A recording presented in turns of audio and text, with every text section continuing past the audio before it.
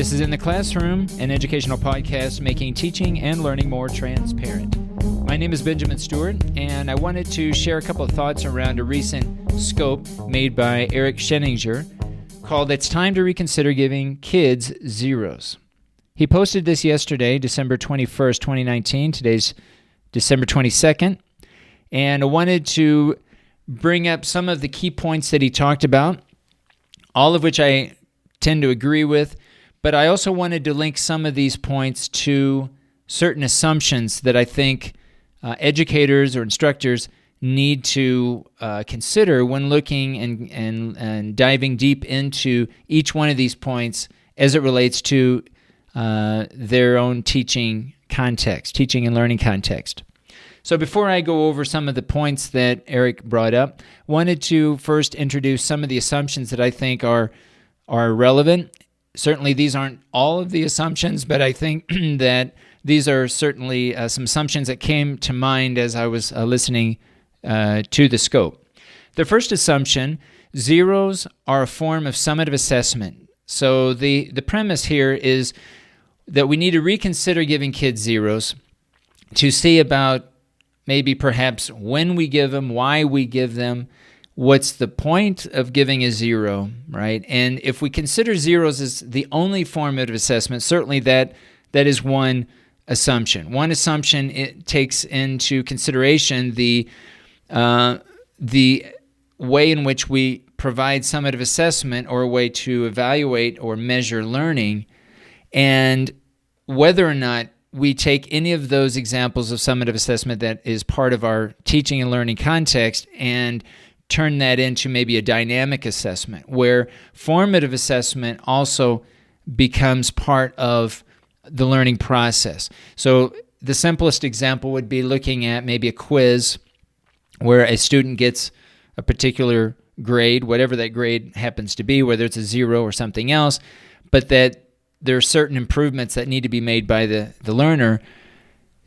One aspect is to take a look at dynamic assessment to say, okay, maybe we introduce certain forms of formative assessment or even instruction that complement that experience of taking the quiz and maybe missing some of the key points in doing that. And obviously this could be any type of activity where a grade is given and maybe the expectations aren't met, turning that into a learning moment or a teachable moment and have students do subsequent activities and exchanges where they are building on maybe what they missed in the original assessment. All right, so many of the assumptions that I talk about here really address formative assessment and really drawing some sort of mix between the way in which we evaluate our students, how much of it is formative versus summative. The second assumption is a grade of zero is not integrated with plenty of formative assessment. So this really addresses 2 points. One, what's the percentage of formative assessment versus summative assessment? And two, when does formative assessment occur? Especially in the case of granting zeros as a grade, is there a lot of formative assessment that precedes the issuing of such a grade, and or what kind of formative assessments might come afterwards? And again, to repeat the first assumption, in the form of dynamic assessment, how much of these formative assessments really complement the issue of a zero in this case. The third assumption, there's a lack of clear standards or criteria that warrant a grade of a zero. So if students, or if teachers rather, are going to issue a grade, is it because students did not make any kind of effort whatsoever? Did they not deliver any type of product or assignment that was assigned that they were to complete? Or was there some sort of a partial effort, or maybe the expectations or the criteria that were supposed to be met were not met on the part of the learner? So the idea here is to have teachers think about not only from an individualistic standpoint, but also think in terms of maybe what other teachers in their own school system or in their own domain or their own area, how do they work together and come up with certain standards or criteria so that there is a clear idea as to, first of all, why or when a zero is given, and then why a particular zero is given, and then later decisions about whether or not time is going to be given for students to rework the material and have another opportunity to better their grade. And then the last assumption, which very much relates to the third, zeros should never be given, or they should be given. So another very simple assumption is whether or not we're giving zeros, and if so, how. Okay, so a lot of these assumptions relate very much to each other, but it's really looking at having an idea about the purpose of issuing a zero, and also this idea of formative and summative assessment. What's the relationship between those two, and how much of each really makes up part of our day-to-day teaching practice. So let's look at a few points that Eric mentioned in his scope, and I'll start with the last one because I think really the last question that he poses is a very good essential question that really encumbers the entire scope that or discussion that he shared. And that is, are we sending the right message to our learners? So I think any time that we issue a grade of any kind, whether it's a zero or anything else, what kind of message are we sending our learners? And I think the rest of the essential questions that he really brings out throughout this scope link to this overarching question. So one of the points that he made, I think, causes us to think about our own particular experience as a learner and how that may or may not influence our current teaching practice. He says, we often teach the way we were taught. We often lead the way we were led. And I know personally this doesn't necessarily relate to me. If I can reflect back on how I was a student in high school and in college, and it really is much different than the way I teach now. But I know in the literature it does support this idea that many of us teach the way that we were taught. And so I think this just makes us reflect going into this type of topic, how we are assessing and giving grades. Are we doing the same as how we were brought up? And then we can think in terms of, well, is this a good thing or not? But this really relates to how I think open we are to change and how willing we are to consider other ways of assessing or evaluating our students. The second point he made, why are students not doing things? Maybe they forget, they don't care, they don't find the assignment relevant and meaningful, or maybe something else is happening at home. I think these are really essential questions as well. Getting to know the students, getting to know the purpose, or having them understand the purpose of a particular activity. Why are they doing a certain thing? What's the purpose? Is it relevant and meaningful? Is it something that they can relate to as human beings, as members of society? And how does this link to their day-to-day existence? And is there relevance in what they're doing in the classroom to their real lives? So I think these questions really identify and allow instructors to reflect on how they view authentic learning, authentic materials within their own class that they're teaching, within the curriculum that they are working within.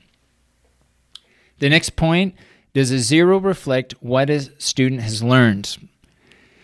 Now, this gets back to, I think, the criteria by which we administer or give a grade of a zero. What are the standards? What are the criteria, the reasoning behind giving this grade? Since grades, by definition, as summative assessment, they measure learning. They're designed to measure past learning. And so if they receive a zero, what are we what are we telling our students? It goes back to the last question, and what kind of message are we sending our students? Are we saying that's it? They're getting a 0 and there are no opportunities to change that grade? Or is this to try to motivate them in the future for future activities, or maybe even within the same activity, motivate them to take a look at their own performance or behaviors and say, okay, maybe I need to change. Maybe there's some other things I need to happen. As an instructor, I think it's also an opportunity to see if the instructor himself or herself is doing everything possible to provide the opportunities necessary for the students to succeed. I think this is a good opportunity any time that we give grades to evaluate both aspects, both from the learner standpoint and the instructor standpoint. The next point, not saying that there shouldn't be repercussions for students who don't turn in work on time. So this is when Eric made this comment, I started thinking about the issuance of a grade based on maybe a student turning in an assignment late. And he didn't go into detail as far as if this was the context, right, that he was considering, but this would be another aspect. If students turn in work late, how are they penalized, if at all? And whether or not do they get a 0? Is it an all or nothing type of thing? Or if they turn in a partial assignment on time, do they get partial credit? So all these decisions that we make in the issuance of a grade, I think, is important. And thinking in terms of the repercussions, what are the penalties that students are going to receive if they don't turn in work on time? How do we deal with that? How do we handle that? And do we give them more opportunities? Do we give them extended opportunities to rework the material? Is there even time in the syllabus in the program to do that throughout the semester? Do we have enough time to build in this extra time that some students might need in order to complete the assignment?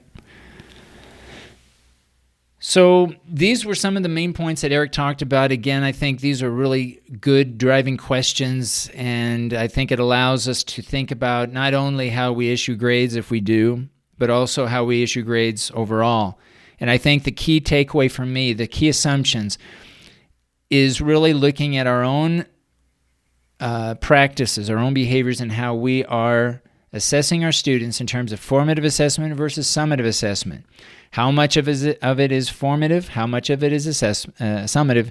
And when does the formative assessment occur? How does this way we provide feedback to our learners, enabling our learners to succeed, to meet the objectives of the activities of the class? And then the second is the standards or criteria of actually issuing a 0. When does it happen, and is it a fixed thing? Is it a grade that cannot be changed? Is it permanent? Or do we use grades as kind of a temporary state as to where they are in their development, with the understanding that they're going to have further opportunities to improve their work, to improve their grade? So I'm interested in what you think. How do you deal with the 0s in your own class? How do you deal with formative versus summative assessment in your class? What are some of the standards or criteria that you use that warrant a grade of a 0? I'm interested. If you'd like to reach out to me, you can contact me via Twitter. My Twitter handle is BNLEEZ, and very much interested in what others think about the issuing of grades of a 0 to their learners. And maybe even if it matters, if learners are younger, maybe kids versus adults, or even if you teach at a university, how you deal with 0s. I'm interested in your feedback, and let me know how you deal with 0s in your own classroom. This has been In the Classroom.